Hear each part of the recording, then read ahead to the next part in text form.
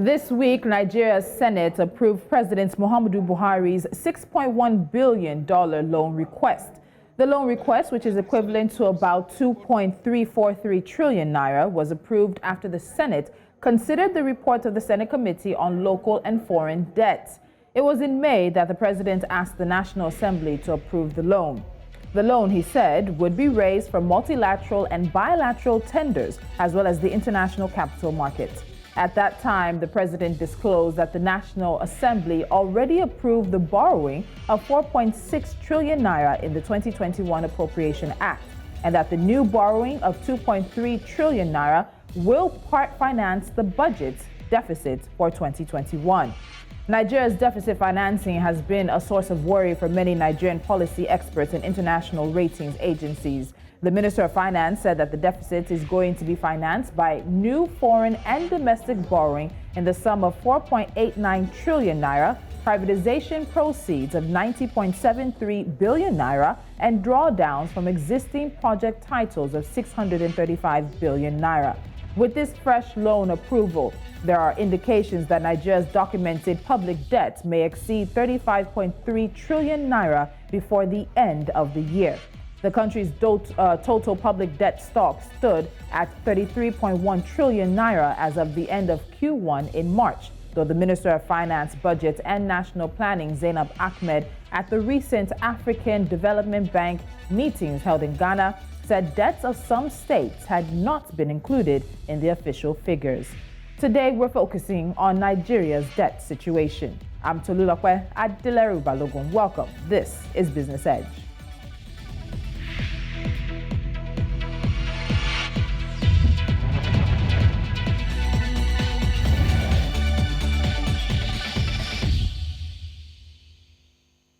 Now joining me is Vaala Kwaga. He is a senior researcher and policy analyst at Budget.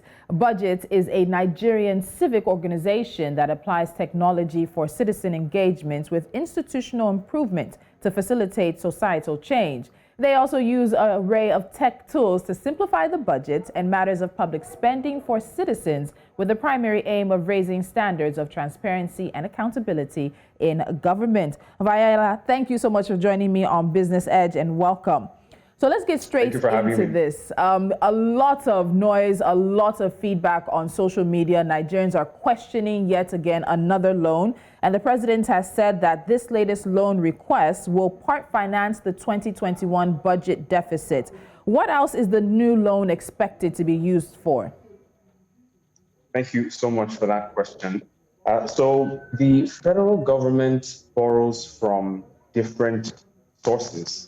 It takes multilateral institutions as its point of contact. Sometimes it goes to bilateral institutions, and sometimes it approaches the international capital market.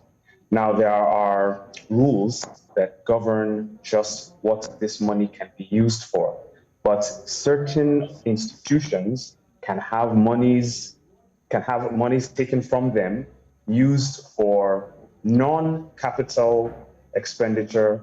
And I think that is very, very interesting, because the idea that the common sense idea would be that if you're borrowing money for something that can produce a profit at a particular point in time.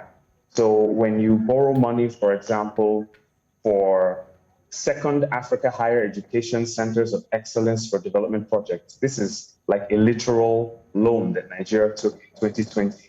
From Agence Française de Développement, and you ask yourself, is this something that would be able to create a profit for Nigeria?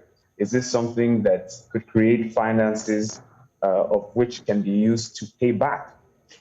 So there really isn't any statement on what the money will be used for. As at now, I suspect that the proposals of the letters are still being written up, but I am hoping, and I'm sure that Nigerians all around the country are hoping as well, that at least they will be used for capital projects and not a recurrent project. Yes. All right, we're going to get into that capital project and what Nigerians are expecting. So let's talk about this deficit now. The deficit stands at about 5.6 trillion, or 41% of the 13 trillion naira budget. The deficit is more than the 3% threshold that is established by the Fiscal Responsibility Act of 2007. So I have multiple questions here. How worrying is that, the fact that it's over this particular threshold? Secondly, you have a National Assembly, a Senate that has approved this particular loan. Were they not aware that it was going to push the country over the threshold, the legal threshold as stipulated in the Fiscal Responsibility Act? And are there enough questions being asked of the government, of the Buhari administration, from those who are meant to approve the loans, such as the National Assembly? What do you think? Yeah, absolutely. It's very, very worrisome that Nigeria's debt servicing is increasing as the years go on. And this obviously will create an unsustainable situation where we will be collecting monies, we will be amassing debt, and using those monies borrowed to literally pay off the new debts or the new loans that we would acquire in the future. And as to your second question, the National Assembly likely is aware, but the power to approve of these financial instruments lies with the presidency in conjunction with the National Assembly. There's a lot of politics that goes into those kinds of decisions. The researchers, the data available to the federal government can only go so far. But if the ultimate decision makers do not see a problem in taking on these new loans, in taking on these additional financial instruments, it's actually very telling, because it means that fiscal space at a very close point in the future will begin to contract. All right, so let's talk about the numbers, because when we talk about debt, it is a numbers conversation, but I also want you to break that down, so just bear with me. In the first quarter of the year, the federal government spent 1.02 trillion naira on domestic and foreign debt servicing. Now, this amount, which is contained in the DMO's, that's the Debt Management Office, Debt Service Payments Report for Q1 2021, represents a 35.7% year-on-year increase compared to the 753.7 billion which was expended in Q1 2020. Debt service is projected to consume 39% of the country's revenue this year alone. With over 1 trillion spent in just 3 months, experts say the amount of debt service to revenue would surpass the official estimate. So I want you to break this down in simple terms. While we know that COVID-19 really affected every economy, every industry, and all countries are trying to recover, and so the numbers might be a bit skewed because of that, but we obviously see a trend in Nigeria where the debt servicing has been increasing year on year. In simple terms, these numbers, 1 trillion spent in the first 3 months of the year just to pay debt alone. Break it down for us. 1 trillion spent to repay debts from January to May, I'm not mistaken. This is frightening because the year isn't over. And as we all know, fiscal sessions are usually counted in quarters and in years. So this doesn't bode well at all. You rightly mentioned the issue of COVID-19, which has affected several countries. And as a matter of fact, was the reason why the IMF provided a facility to Nigeria, amounting to about $3.4 billion, because the IMF is interested in the balance of payments of countries. But this money is meant to be used for a purpose. It's meant to guard against fiscal shocks. So these fiscal shocks affect the economy in broad ways, in macro ways, but they will trickle down on some level to ordinary citizens. With more money being borrowed and the tightening of the fiscal space, it means that money that the federal government should make available for social interventions, for education, for health, will take a hit. The idea is to use debt or money acquired through debt to finance capital projects, because it does two things. It can create employment in the short to medium term, and it will create a vehicle through which these monies can be paid back.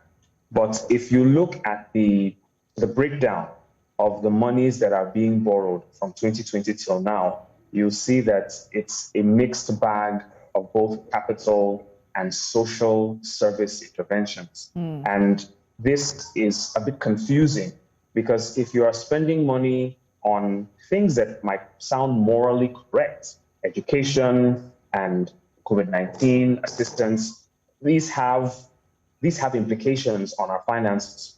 And these, like I said, will reduce that fiscal space. It will mean that Nigeria will be using its small earnings, its small revenue, to pay these debts back.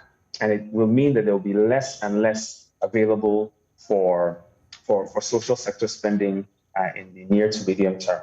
Okay, before we go for a break, I want to ask a question I've seen many Nigerians ask on social media. There seems to be a particular trend with the Buhari administration in terms of the number of loans and how much. But it's not, borrowing in Nigeria did not start with the Buhari administration, and borrowing in and of itself is not bad. Literally every country does go to someone to borrow something for something.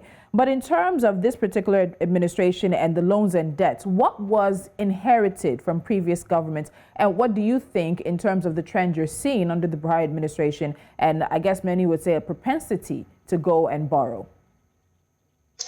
So the understanding is that when money is taken, it's meant to only affect the administration that took it. That's not entirely true, because Nigeria as a country is seen as a corporate entity and can borrow in its name. So whoever the president is or the presidents were, creditors will look at Nigeria as a sovereign nation able to pay off its debts. So yes, all the current debt stock is monies that have been taken from the beginning of, or will I say, the resumption of democracy in 1999. Apart from the actual debt forgiveness from the Paris Club done by the Obasanjo administration. Yes, everything else has been inherited from successive governments. So you do see a clear line of inheritance from previous administrations to the current administration. And I mean, the Debt Management Office has been in existence way before 2008, and it has information on just how this debt has been climbing. So yeah, the answer to your question is yes, the entire debt has been inherited, and successive governments will inherit this current debt. They should just hope that inflation reduces and they will pay less. But some people will tell you that hope is actually not a strategy. Neither is it an economic strategy for a country. We're going to take a break here. When we come back, this conversation continues as we look at Nigeria's debt situation. What are the plans for Africa's largest economy to pay it back? And is Nigeria actually a rich or poor country? We'll have some answers for you after this break.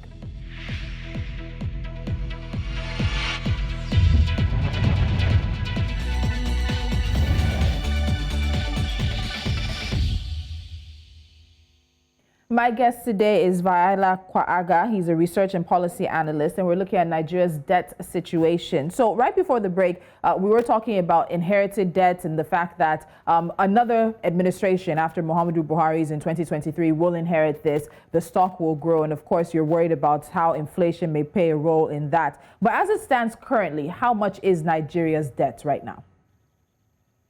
So according to the Debt Management Office, as at May 2021, Nigeria's total debt stock is about 33 trillion naira. What you would also want to look at is the debt servicing trends. And for us at Budget, the information that we can see is a steady climb, literally from 2015 till 2020. You had 63.59 billion naira in foreign debt servicing in 2015. That jumped to 77.35 billion in 2016. In 2017, it became 181.40 billion. In 2018, 292.40 billion. And jumping to 2020, it was 553.10 billion naira. So this is just how much debt servicing is growing. And looking at the next 2 years, it's very likely that those figures will be exceeded. So around social media, you hear this thing where for every 100 naira that Nigeria makes as a country, as a corporate entity, the revenue that comes in, 70 naira is meant or is gone towards servicing of debt. Do you think that sort of simplifies things? Does that sort of break down 100 to 70? Does it make sense? Is that how an average Nigerian can think of it in terms of maybe how much is in their pocket and how much would have to go out if they were the one paying back Nigeria's debt? Oh, absolutely. I think that's a perfect visualization of just how pernicious, just how dangerous this issue of debt accumulation is to Nigerians. And actually, from our calculations here in budget, looking at the revenue, the FG's actual revenue and its debt servicing for 2020, I mean, our revenue was 3.42 trillion. Our debt servicing was 3.34 trillion. Wow. So for us, we calculated a 97.6 naira for every 100 naira. Much 97.6 naira. For every 100 naira that Nigeria makes, 97.6 naira calculated by budget is going to service debt. So then the next question has to be, what are the repayment terms? What are the plans that Nigeria has for paying back these loans? Earlier, you mentioned the types of projects that are lined up to receive loans and the profitability and sustainability of some of these projects. Now, we've heard from people like the Minister of Transportation when it comes to the trains and how the trains are supposed to, over a longer period of time, sort of pay for themselves back. But those are not the only types of projects that Nigeria is getting loans for. You talked about social intervention projects as well, that in the long run may not lead to employability for people, may not lead to profitability for the country. So what are the plans that Nigeria has to repay these loans? Is it my great-great-great-grandchildren that will continue to be repaying these loans? I mean, it may be like a tongue-in-cheek statement, but I think you are right. Nigerians will have to pay for these things in one way or another. And like we had mentioned a little earlier, there are certain debt instruments, there are certain financial instruments that cannot be used for certain purposes. But this would depend on the form of negotiation. So, for example, the loans taken from the Export-Import Bank of China are overwhelmingly being used for capital projects. Now, this makes sense. It's a foreign loan, and it's being used to create, or it's being applied for capital projects that can, create some form of profit at some point. But you will have to ask yourself, how profitable will these things be when you adjust them for inflation? How profitable will these things be when you compare them to what goes on the international market? You are using monies to improve your export potential. What is the quality of the goods you are exporting in the first place? So it's more than just even looking at how much money is being taken and the repayment periods, but what is the thinking that goes behind how this money will be used? And how do you view that against the backdrop of Nigeria's current macroeconomic position? With a naira that's being pummeled by inflation, how profitable in dollar terms, because you will pay back in dollars. Yes. How profitable in dollar terms will those capital projects be? How well will they improve the consumption rates of Nigerians in the next 1, 2, 3 years? So these are the things that we also need to consider when thinking about repayment periods. Okay, so let me ask this, and you've talked about it a bit, and this is a question. Some people will tell you Nigeria is poor. Some people will tell you that Nigeria is rich in resources. But the key challenge to debt sustainability stems from low fiscal revenue. We are obviously not making enough money to be paying back the amounts of loans that we've taken out. When it comes to the issue of debt, the revenue the country makes from various sources, when you combine that with a population of over 200 million, when you combine that with a large percent of that population living in poverty, extreme poverty as it may be, and then when you look at the state of the economy, do you think Nigeria is rich? Do you think Nigeria is poor? And I'm not asking in terms of resources now, I'm not asking in terms of people, but in terms of being a viable economic corporate entity. Is Nigeria at the black line or are we at the red line? I mean, you've really illustrated just how many considerations and concerns we should all have as Nigerians. I think that's a very articulate representation of what we need to consider before answering these kinds of questions.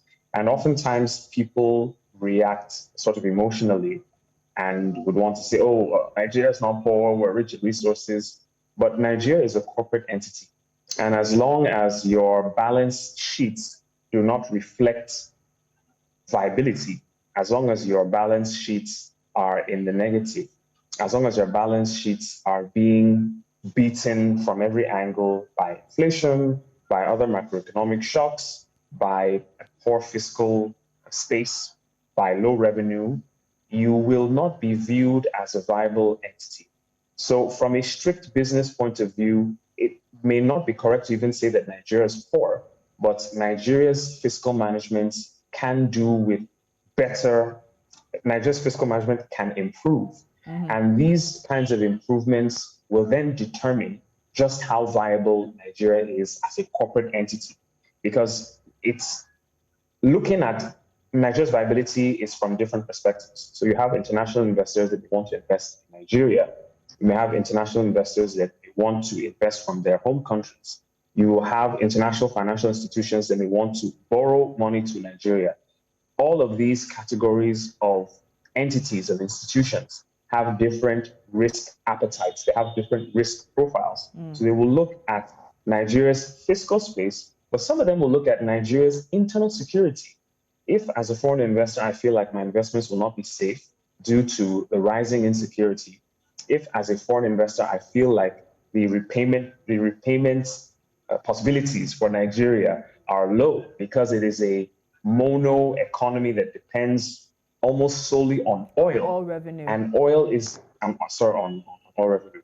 I beg your pardon. And oil is a very volatile, commodity. Just how confident will I be to make Nigeria my home for investment? And it's a commodity that Nigeria doesn't control. I just want one sentence as I ask this final question. So Fitch Ratings, the world's major credit rating agency, has said that Nigeria's debt to revenue ratio will rise to about 395% by 2022.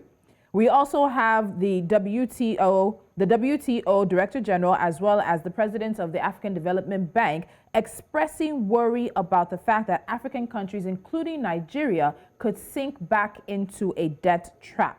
Is Nigeria already in that debt trap? And do you think the administrators of Nigeria are concerned and working their way out? Let's see if you can give me this in 2 sentences. Yes, we are in a debt trap, and it is possible to work your way out, but we would need the best management to take us out of that debt trap, because the deficit keeps climbing year after year. Yes. And if you do not match this with improved revenues, it's frankly going to get worse.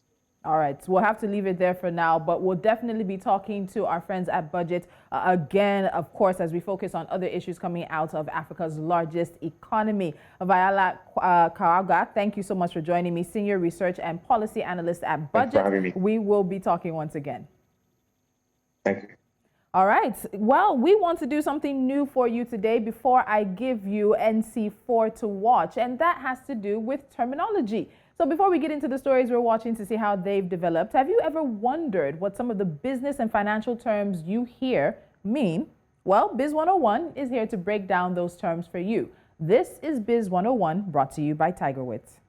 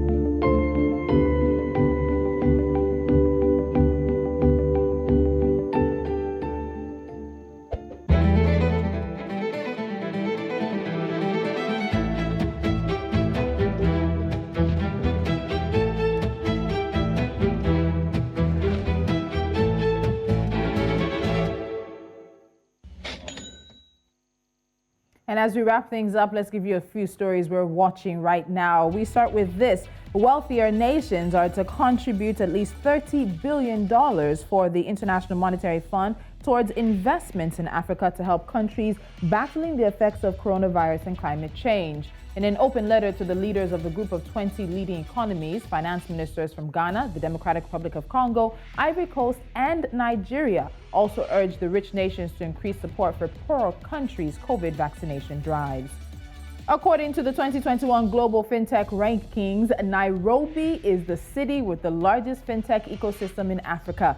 Kenya's Commercial Nerve Center jumped 26 places upwards to 37th on the global ranking.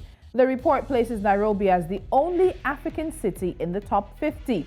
The report comes after the recently released Global Startup Ecosystem Index 2021 showed that Nairobi replaced Lagos as Africa's top startup center.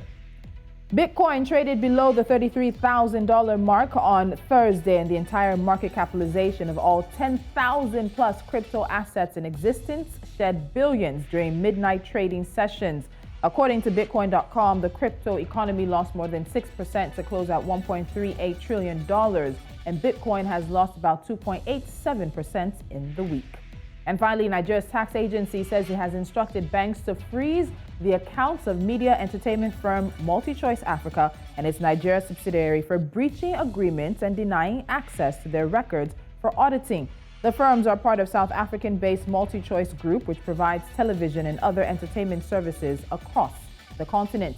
MultiChoice is the latest South African firm to face a huge tax bill in Nigeria after MTN Group's Nigeria unit was ordered to pay $2 billion in taxes in 2018.